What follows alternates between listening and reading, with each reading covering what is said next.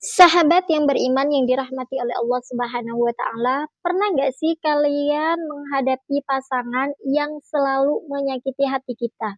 Nah, pembahasan kita kali ini yaitu dengan solusi ya, gimana caranya biar pasangan kita tidak terus menyakiti hati kita, tidak terus apalagi jauh dari nilai-nilai agama ya. Nah, ilmu kali ini tuh betul-betul bermanfaat banget buat kalian yang sering ngerasa disakitin oleh suami ataupun yang sering ngerasain disakitin oleh istri, ini bisa kalian terapkan ya. Salah satu contoh audiens yang bertanya kepada Ustadz Hanan Attaqi dan ini merupakan ilmunya dari Ustadz Hanan Attaqi ya. Jadi kali ini tuh betul-betul ilmunya luar biasa banget teman-teman, apalagi yang udah berumah tangga ya, bisa kalian terapkan nanti dan lihat hasil perubahannya. Nah, singkat cerita, jadi ada seorang audiens yang bertanya kepada Ustadz Hanan Attaqi, yaitu seorang istri, di mana beliau selalu menghadapi kayak yang selalu disakitin gitu ya sama suaminya, suka judi online, terus jarang sholat 5 waktu, terus juga, sering berselingkuh, bahkan berselingkuh 2 kali, tapi istri ini masih memaafkan. Masya Allah banget ya, betul-betul hati istri ini luar biasa banget ya, sahabat yang dirahmati oleh Allah Subhanahu wa Ta'ala, tak mudah untuk kita sebagai istri menerima perselingkuhan suami. Apalagi berlaku buruk kepada kita ya, misalkan kalau, sampai main fisik, naudzubillah ya, tapi, itulah bentuk rasa sabar istri, itulah bentuk rasa kasih sayang istri itu begitu luar biasa, hatinya luas banget ya teman-teman. Nggak mudah loh buat seorang istri untuk menerima suatu, perselingkuhan, kalau hatinya nggak lapang, ya nggak sih? Karena apa? Karena hati istri yang begitu luas. Istri itu gampang memaafkan, istri itu gampang, kayak melupakanlah masalah itu gitu ya, udahlah gitu, apalagi udah punya anak, pastinya untuk berpisah itu mikirnya tuh sampai 1000 kali teman-teman, karena kalau sudah terpisah dengan orang tua, maka anak yang akan jadi korban, seperti itu ya. Begitu juga dengan audiens yang satu ini, udah diselingkuhin 2 kali, suaminya sering main judi online, terus udah nggak pernah sholat, jauh dari nilai-nilai agama. Waduh, ini udah kayak yang karakteristik suami bukan idaman banget kan ya. Tapi semoga yang menonton video ini, semoga dijauhkan dari hal-hal seperti itu, amin. Nah, gimana sih cara menyikapinya? Nah, Ustadz Hanan Attaqi ini betul-betul memberikan jawaban yang, apa ya, kayak yang, wah ternyata selama ini loh solusinya ya untuk kita gimana caranya menghadapi menghadapi pasangan yang sering nyakitin, yang sering pokoknya jauh lah deh ya dari nilai-nilai agama. Islam itu memang betul-betul menyelamatkan. Kalau kita betul-betul mau belajar dan mencari solusi di setiap permasalahan. Nah, ilmu kali ini tuh betul-betul luar biasa banget teman-teman ya. Kalau kalian mengalami hal yang serupa ya, meskipun tidak dengan masalah yang sama, tapi kalian merasa suami kalian atau istri kalian sering nyakitin hati kalian, ini bisa kalian terapkan. Oke, nah buat kalian sering-seringlah untuk terus zikrullah, sering-seringlah kalian untuk terus mendekatkan diri kepada Allah. Karena apa? Karena suatu hal permasalahan itu pasti Allah akan ngasih jalan dan solusinya gitu loh teman-teman. Ini pengalaman pribadi aku sendiri ya, ketika aku tuh ngerasa udah di puncak ya, udah di puncak banget dan pengen banget pisah dengan suami, tapi, qadarullah Allah masih ingin aku bersama dengan suamiku. Ya permasalahannya mungkin memang nggak sama ya, tapi kalau dalam suatu hubungan rumah tangga, itu memang wajar sih, karena kan syaitan itu kan kayak yang suka gitu ngerusak suatu hubungan, apalagi ngerusak pernikahan, itu setan bahagia banget. Makanya Allah itu sangat benci dengan perceraian. Tapi kalau kalian memang salah satu jalannya itu adalah perpisahan, mungkin untuk kebaikan kalian, ya itu bisa kalian dipikirkan lagi. Tapi Selama masih ada jalan, kuatkan ikatan pernikahan. Selama masih ada solusi, masih bisa dipertahankan, pertahankan. Seperti itu ya.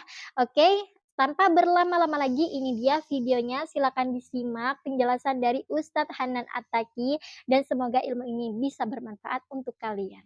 Sebelumnya mohon maaf jika saya bertanya melalui secari kertas. Saya seorang ibu dari 3 anak dan saya tidak bekerja.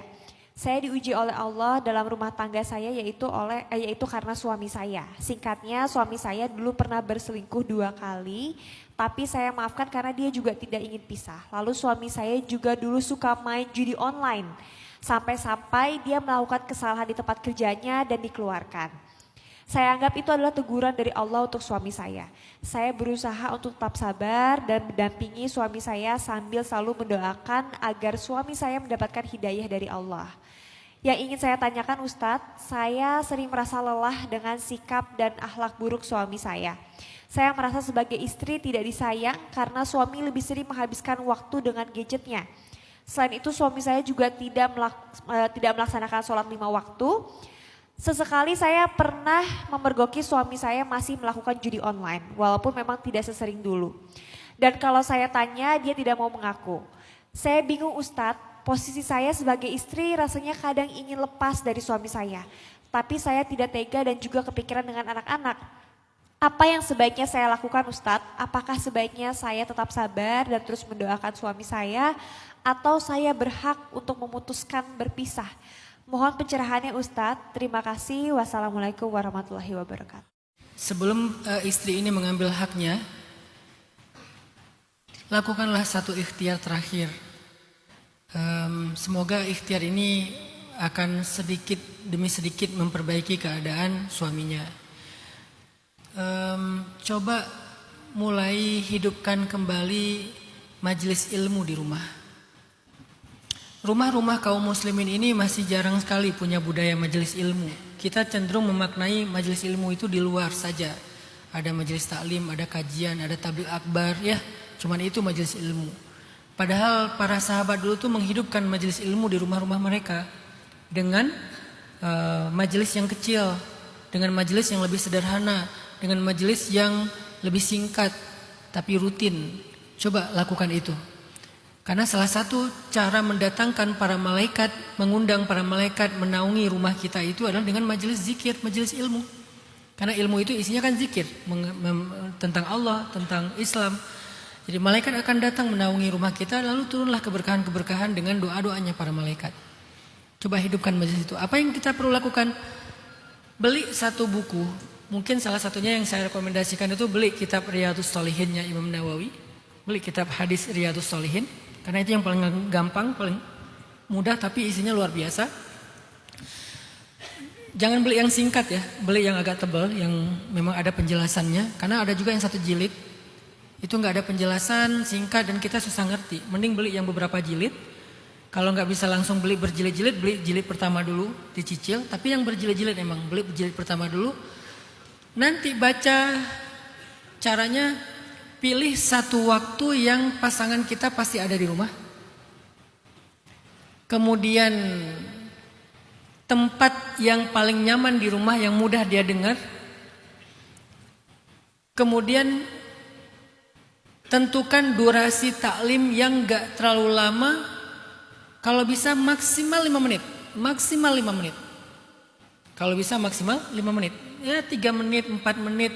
Jangan lebih dari 5 menit. Karena ini akan dilakukan setiap hari. Kecuali ada hal yang uzur, darurat, lagi keluar. Kalau masih di rumah, ya lakukan saja secara rutin 5 menit aja sehari. Misalnya malam habis isya, suami udah pulang, anak-anak udah makan. Ya udah sambil istirahat 5 menit aja biar nggak mengganggu suami juga, nggak mengganggu pasangan, nggak mengganggu anak. Kalau 1 jam kan kapok ya. Besok dia trauma nggak pulang lagi. Kenapa kamu nggak pulang? Ada taklim. 5 menit aja maksimal. Baca 1 hadis. 1 hadis penjelasannya sedikit selesai. Dan jangan paksa suami untuk duduk. Baca aja sendiri. Paling kalau ada anak, ajak anak baca dengan anak. Karena laki-laki itu egonya agak lumayan sih. Egonya agak lumayan. Dia kalau disuruh susah. Biarkan dia datang sendiri. Makanya caranya kondisikan. Bukan suruh tapi kondisikan. Dikondisikan baca satu hadis satu hari dengan sedikit penjelasan. Saya udah terapin itu dan gak lama, cuma 5 menit kok. Itu akan langsung merubah suasana rumah kita yang tadinya kayak kuburan, gak ada zikrullah di dalamnya, menjadi hangat seperti masjid. Walaupun cuma 5 menit. Kalau gak mau langsung setiap hari, ya 2 hari sekali. Atau 3 hari sekali dulu, nanti kalau udah nyaman tambah jadi 2 hari sekali, lama-lama 1 hari sekali. Insya Allah suami itu secara diam-diam walaupun dia gak ngelihat ke arah istrinya, dia tuh sebetulnya mendengar. Dan kita gak pernah tahu hidayah itu masuk dari sebelah mana, dari hadis yang mana gitu kan. Kondisikan.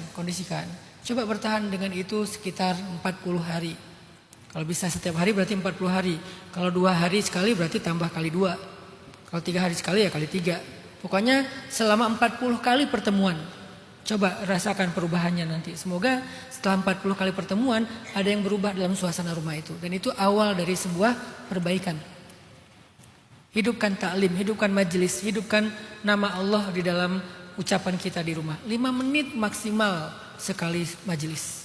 Semoga itu nanti bisa memperbaiki keadaan. Yang kedua, kalau ternyata keadaannya makin parah, nggak ada tanda-tanda perbaikan, rasanya perlu melibatkan pihak luar, jangan kita yang menyelesaikannya sendiri. Harus melibatkan keluarga besar, tapi yang adil dan bijak. Karena kalau keluarganya justru jadi provokator nggak bagus juga. Cari keluarga yang adil, keluarga yang bijak, yang bisa menengahi, yang bisa menasehati. Mungkin ini sudah dilakukan. Cari teman yang bisa nasihatin dan ngingetin dia. Walaupun sekarang orang kadang-kadang nggak punya teman yang baik kayak gitu. Temannya tuh cuma teman dunia. Teman kerja, teman karir, teman main, jarang ada teman akhirat. Padahal teman akhirat itu penting juga untuk menasihati kita. Kalau itu juga enggak berubah, dengan ikhtiar-ikhtiar ini itu enggak berubah, maka istikharah. Semoga Allah memberikan petunjuk apa yang terbaik untuk melanjutkan hidup kita. Karena ada ungkapan kayak gini dan saya agak lumayan setuju dengan ungkapan ini walaupun ini enggak bisa dengan mudah dilakukan ya. Ini ada kondisi yang sangat darurat untuk menerapkan ini. Perceraian itu emang buruk. Tapi menjalani hubungan yang toksik, hubungan yang tidak baik, itu jauh lebih buruk. Tapi kan gak bisa pakai dalil ini kata Ustaz Hanan. Akhirnya semuanya gampang untuk mengambil langkah bercerai. Kan kondisinya sangat rumit. Yang gak ada. Makanya dalam Al-Quran itu kenapa ada surat perceraian at-talaq? Karena emang ada perkara rumah tangga yang memang solusinya bercerai. Walaupun bercerai itu yang paling Allah gak suka. Tapi kadang solusinya memang bercerai. Bahkan sahabat ada 2 orang sahabat yang soleh-soleha. Usia pernikahan mereka cuma 1 tahun cerai. Siapa mereka? 2 Z, Zaid dan Zainab. Zaid bin Harisah dan Zainab binti Jahsy.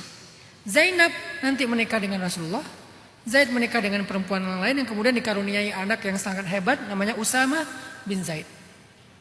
Jadi artinya apakah mereka gak soleh? Soleh. Dua-duanya soleh-soleha. Apakah mereka berbuat dosa? Enggak. Tapi emang gak cocok. Kalau diterusin saling menyakiti. Karena gak cocok. Sehingga Allah mentakdirkan mereka saling bertemu selama 1 tahun untuk belajar hal-hal tentang masalah rumah tangga mungkin disiapkan. Karena Zainab juga disiapkan untuk Rasulullah. Cara disiapkannya ya dia harus punya pengalaman yang berat dulu dengan Zaid. Allah punya banyak rahasia. Tapi itu menunjukkan bahwa kadang memang perceraian itu solusi. Apalagi kalau udah menyangkut dengan keselamatan, dengan kekerasan, dengan perbuatan yang tercela. Contoh misalnya suaminya melakukan dosa di luar yang membawa penyakit ke rumah. Itu terjadi di tempat saya di Bandung. Awal tahun kemarin ya, di berita tuh ada sekian puluh ibu-ibu rumah tangga kena HIV. Padahal mereka perempuan yang baik-baik di rumah gak kemana-mana karena dibawa penyakitnya oleh suaminya yang jajan di luar. Ini kalau gak cerai apa solusinya? Daripada menulari penyakit kepada istri dan anak-anaknya kan? Kalau udah kena suaminya positif gara-gara dia melakukan dosa di luar itu, ya gimana lagi coba? Kecuali emang istrinya bertahan, mereka tidak akan pernah melakukan lagi hubungan suami istri secara normal, karena emang itu akan menularkan penyakit, ya itu lain cerita. Tapi normalnya orang ini kan udah menutup hak istri, salah satunya kebutuhan batinnya, nafkah batinnya tertutup, karena kalau dia berikan dia menularkan penyakit. Begitu juga nanti keturunan, jadi nurunin penyakit. Gimana coba kalau udah kayak gitu? Ada alasan-alasan yang sangat darurat sehingga terkadang perceraian itu menjadi solusi. Tapi sebelum sampai ke situ ada banyak hal yang harus ditempuh. Makanya saya di awal tadi menjawab, coba lakukan beberapa ikhtiar terakhir. Hidupkan majelis ilmu, libatkan orang-orang yang bisa kita harapkan untuk menasihati, memperbaiki keadaan. Nanti ya kalau nggak bisa juga istikharah, semoga Allah kasih kita petunjuk lewat hati kita. Kalau terpaksa banget karena kondisinya semakin buruk, ya gimana lagi? Selamatkan apa yang bisa kita selamatkan. Diri kita, anak-anak kita. Kalau emang semakin buruk, toh mungkin itu jadi pelajaran buat dia benar-benar sadar, kan masih bisa rujuk misalnya. Semoga tapi nggak sampai ke langkah itulah. Dengan ikhtiar-ikhtiar tadi udah bisa memperbaiki keadaan insya Allah. Masya Allah banget kan ya. Gak mudah loh teman-teman untuk bisa ngasih solusi kepada orang lain ketika kita menghadapi suatu masalah. Tapi Ustadz Hanan Attaqi dengan tenangnya ngasih solusi ya, bahwasanya setiap hari itu di rumah hadirkanlah majelis taklim. Misalkan dari kayak yang ceramah-ceramah, sekarang kan banyak tuh ya ceramah-ceramah dari sosial media, dari YouTube juga banyak. Aku kadang juga gitu sama suami gitu, kalau lagi tengkar atau lagi kayak banyak masalah gitu ya, solusinya ya itu, ya aku sering, ngedengerin ceramah-ceramah kayak yang suami aku juga, kayak kayak berbagi tentang ceramah-ceramah agama itu sendiri gitu ya. Dan dengan spontan aku memang dengerin gitu, cuma aku nggak bilang ke suami gitu. Suami juga gitu, kalau aku sudah nemu nih ya solusi misalkan, oh ini ceramah yang pas buat kita dalam keadaan seperti ini, itu pasti aku nanti kencengin lagi suaranya gitu. Suami juga ngedengerin gitu, dan alhamdulillah memang ada perubahan di sana, dan juga suasana rumah semakin hangat dan suasana hubungan juga semakin dekat, seperti itu ya. Pentingnya belajar atau menghadiri majelis taklim atau mendengarkan suatu ceramah-ceramah, karena itu bisa menjernihkan hati kita, bisa menjernihkan pikiran kita, bisa melapangkan hati kita, bahwasanya semua masalah itu ada solusinya. Dan masalah yang terbaik itu solusinya adalah mendekatkan diri kepada Allah, berdoa kepada Allah, zikir atau enggak, sesekali lah kalian selalu baca sholawat, jangan pernah putus untuk membaca sholawat. Oke, mungkin, hanya ini Mungkin ini ilmu yang kali ini saya bagikan, semoga ini bermanfaat untuk kalian dan semoga yang hubungannya atau di ambang perceraian atau hubungannya yang nggak bahagia, semoga Allah berikan kebahagiaan dan semoga Allah angkat semua kesedihan dan juga semoga Allah berikan jalan keluar dari solusi kalian masing-masing. Barakallahu fikum, semoga bermanfaat.